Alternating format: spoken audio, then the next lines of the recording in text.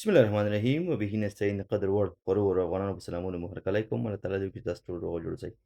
عزیزانو لکه څنګه چې تاسو بهتره معلومه ده څه موده مخکې د برټانیې صدر اعظم استعفا وکړه، لیز ټرست ټاکل شوی و بیا استعفا یې وکړه او همداسې مخکښ کوم کاندید چې و اگر چې ما خپله شخصا نظر همدا و چې زما په اند وړ کس به همدا ریشي سوناک وي.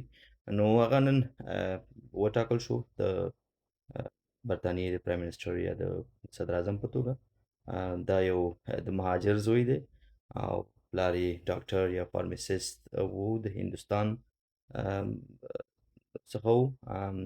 زما په اند دا یو لوی قدم دی د برطانیې په تاریخ کې. لومړی خو دا چې په 200 کالو کې دا لومړنی یو ځوان صدر اعظم یعنې تقریبا خواوشا 42 کاله عمر لري، او دویم دا چې دا لومړنی بغیر جز د سپین پوستي څخه یو ډایورسټي یا د مختلف رنګ کلر خاوند راځي او د برطانیې په دومره لوی یو پوست یا عهده یو مسؤلیت ورکول کیږي چې دا د نړۍ په تاریخ کې یو نوې خبره ده او موږ خوشبینه یو.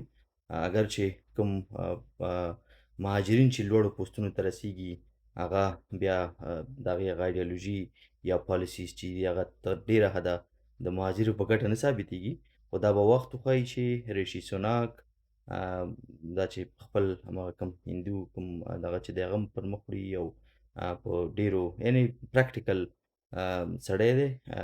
بعضې اشخاص او افراد خو بیا خپل که مسلمان وي اسلام ته ډېر وفاداره نه وي، که هندویزم یا نورو مذاهبو ته دومره خپل کلتور ته دومره وفاداره نه وي، خو دا یو کلتوري او مذهبي سړی دی او موږ خوشبینه یو. خوشبینه په دې خاطر یو چې انګلستان یا برطانیه په ځانګړې توګه انګلستان په آیرلنډ هېواد کې هم ډېر زیات یو رول لري. هغه په دې معنی چې هر هغه پالیسي فرض کړه اوس د مهاجرت که چېرته موږ تاسو حساب کوو، کومه پالیسي چې 1 کال 2 کاله مخکې په انګلستان کې عملي کېږي امپلیمنټ کېږي نو هغه به هلته آیرلنډ هېواد ته هم راځي. نو زه خوشبینه یم او هغه دوستان چې د برطانیې د حکومت سره یا هم په آیرلنډ هېواد کې یا په اروپا کې عموم کې د برطانیې حکومت سره چې کار کوي هغه باید خپل پالیسیز خپل پیشنهادونه تر ریشي سوناک ور ورسوي. زه فکر کوم دا یو لوی قدم دی او زه خوشبینه یم انشاءالله العزیز د مهاجرت په پروسو کې به ډېر زیات یو مثبت تغییر تبدیل راوړي. الله رب العزت مو ښاد او بد لره. دا یو نننی یو کم معلومات و. الله دې وکړي ستاسو د پام وړ وګرځي. مننه، زیات مننه.